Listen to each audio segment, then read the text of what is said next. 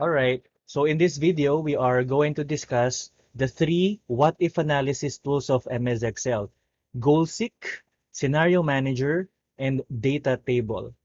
Each has their own unique technique. Each has their own uses, which we will discover in this video. Now, the first tool that we are going to discuss under the what-if analysis tool is the Goal-Seek.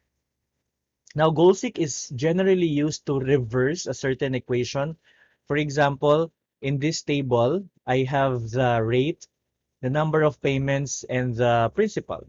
So it seems that this is more of a calculation of how much you are going to pay depending on the rate, the number of installment payments, and how much you are getting for maybe a loan.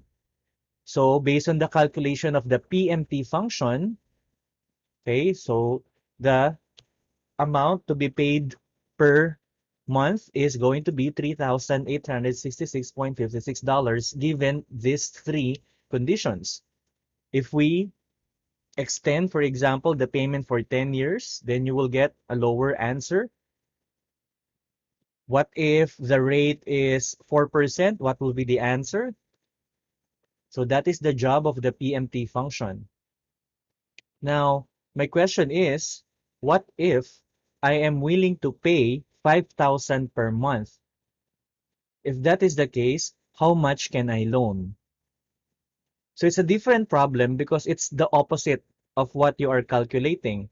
You are given an exact amount which should be the answer of these three numbers. And I want to find out how much will I loan. So it's the principal that will change. So to do that, I have to click on this cell, then go to data, and this is where you can use the first what if analysis tool we're going to discuss, the Goal-Seek tool. Now here's how to use the Goal-Seek tool. It's actually very simple. So the first thing is that you have to figure out what cell you are trying to change. And in our first scenario, that would be B5. To what value? I want it 5,000. That's what I said, right? By changing which of the cells? I want the principal to change. So Goal-Seek allows you to tell Excel what you want a certain cell to be by changing another cell. That another cell must be a component of the final cell that you are trying to change. So therefore, it's also a requirement that the final cell, B5, must be a cell with a formula.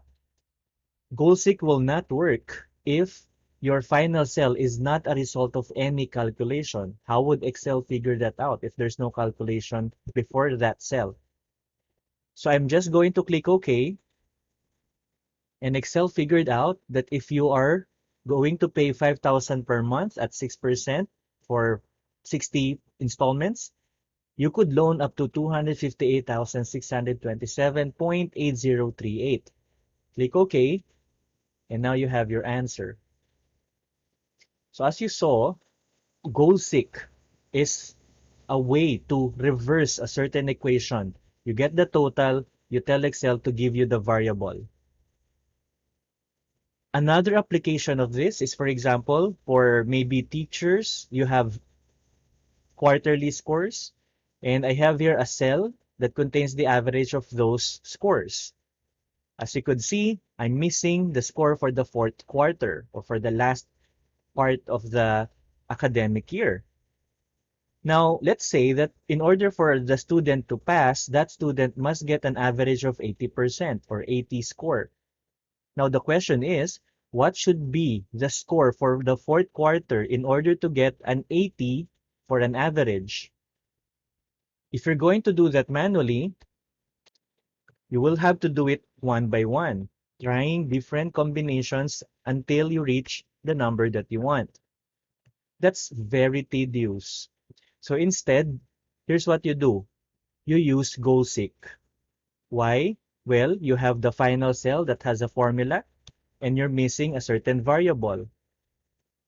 So just go to Data, What If Analysis, Goal-Seek, and you want to set cell B12 to 80 by changing this empty cell.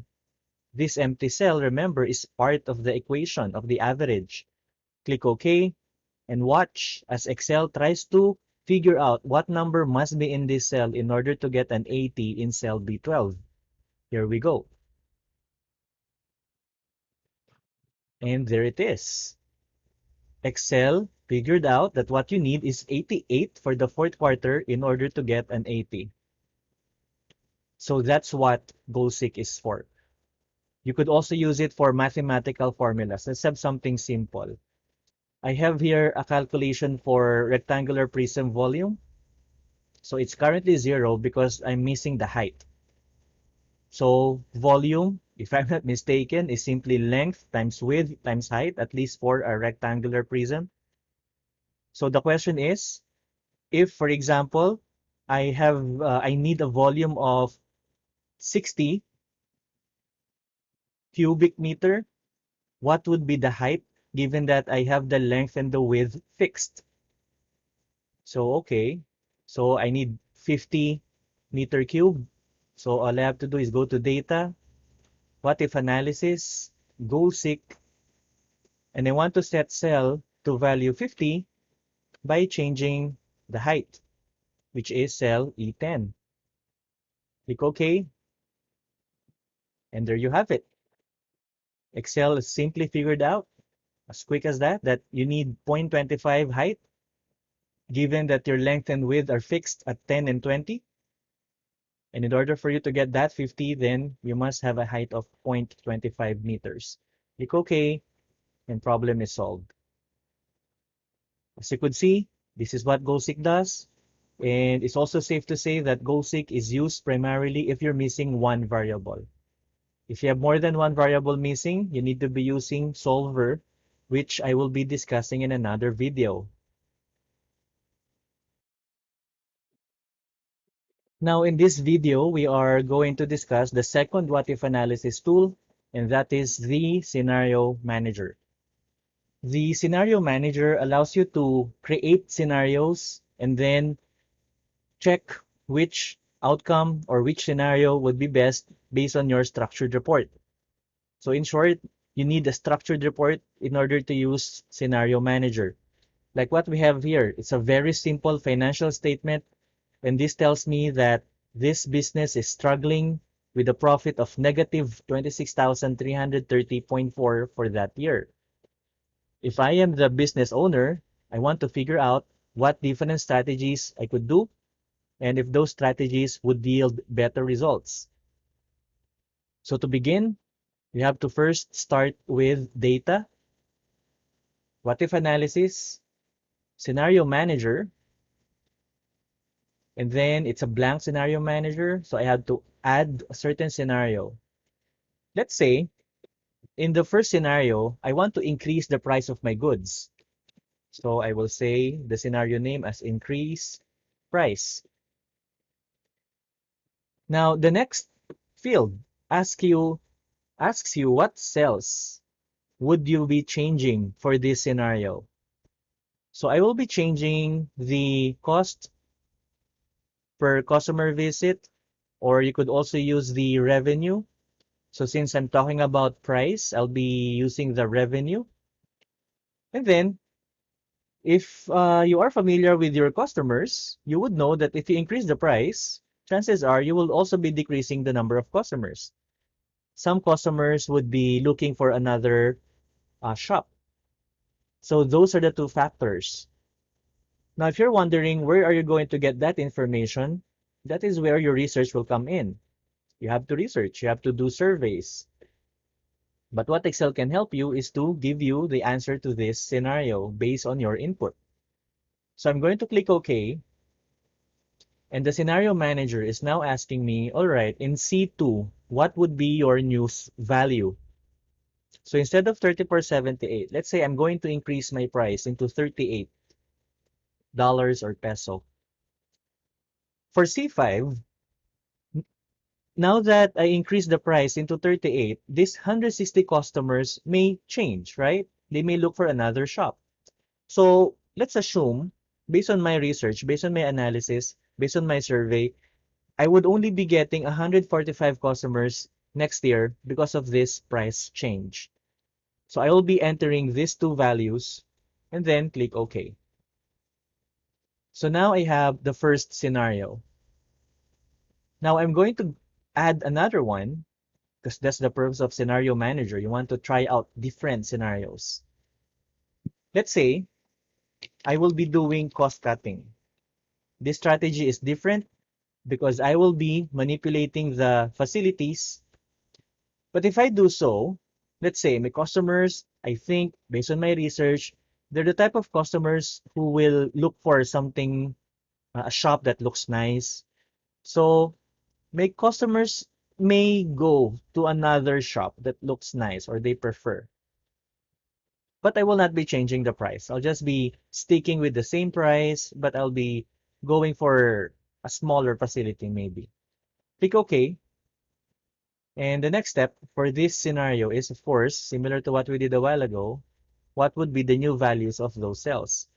For D9, instead of 4 5, I'll be shifting to a smaller office, smaller shop, and that will result into lower number of customers. Let's say 140 customers. Click OK.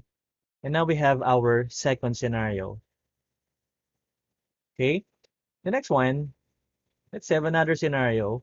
So for this one, I'm going to lower the cost of goods. I'll try something cheaper for my products. So if I have cheaper products, so that means my costs would be lower and I will be sticking with the price or the revenue, so it will not change. But because of my lower product or lower quality of product, I may lose some customers in this scenario. So I'll also be changing C5. Click OK. So for C3, which is the cost per customer, let's say I will be using cheaper products and I'll only be spending $30 or 30 pesos, whatever your currency is, per customer. And because of this, some customers saw, oh, this looks cheaper than what you previously offered. I'll just find another one. So I'll be losing maybe 20 customers along the way. So now it's only 140 instead of 160. Click OK. And now we have our three scenarios, all of which were based on your research, on your analysis. Now the next thing you're going to do is create a summary report and then identify which cell will be the resulting cell that you want to check. And that would be none other than the final cell, D12. Click OK. And Excel creates a new worksheet containing a scenario summary. The scenario summary gives you what would be the value of the resulting cell D12 given your different variables. If we increase the price, our first scenario, it would improve the business, but we would still not earn. It's still negative 1,800. If we do cost cutting, it will not do a lot of good. Still negative. If we go for the lower cost of goods, yes, we have lower customers, but if you notice, we now earned positive income. So this is what the scenario manager does. You enter different scenarios, and then you have to get the resulting cell. And then finally, Excel will create a comparison of which of these scenarios will actually look good regarding the results.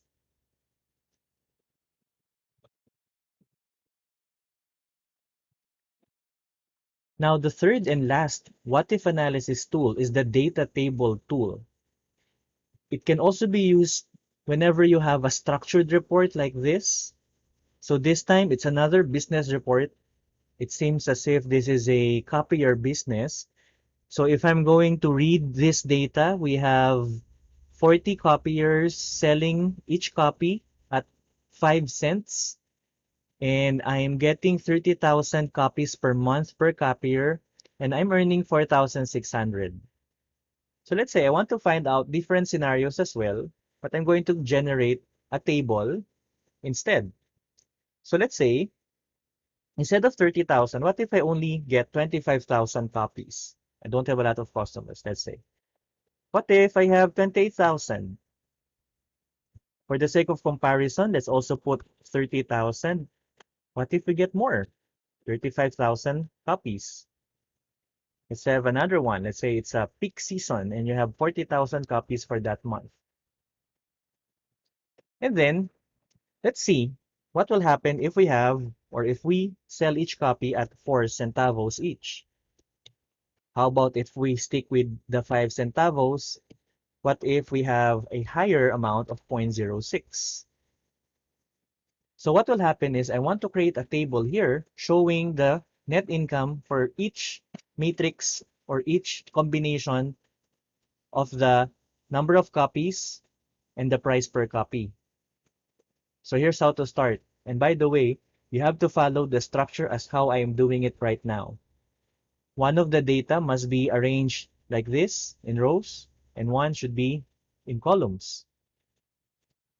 Now the next step is you have to go to this cell where these two sections intersect, and then start with an equal sign, and then click the resulting cell. You cannot type that value there manually. You have to use the equal sign and then point to that cell. Next, let's highlight the table, go to data, what if analysis, and then data table. Now this may be a bit confusing, but here's my clue. The row input cell asks you, in what cell am I going to put these numbers that are arranged as if they are a row? So the headers. So that would be this cell.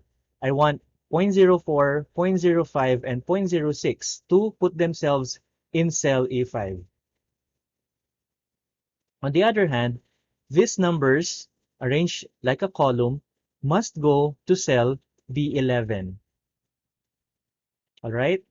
So this one here tells Excel which cell to put these numbers arranged in a row, and the other one tells Excel which cell to put the numbers here arranged like a column. Click OK, and Excel populates your data table with the net income for each combination of the answer.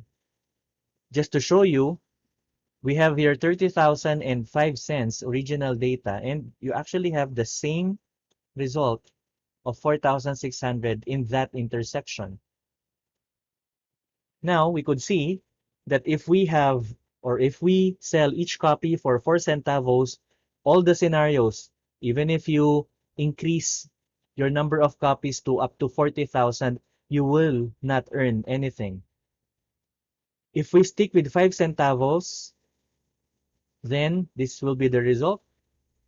On the other hand, if we increase like just 1 cent, even if you lose like 13% of your customers, or how many, 5,000 of that 30,000, you will still earn money. Actually, you will still earn a lot.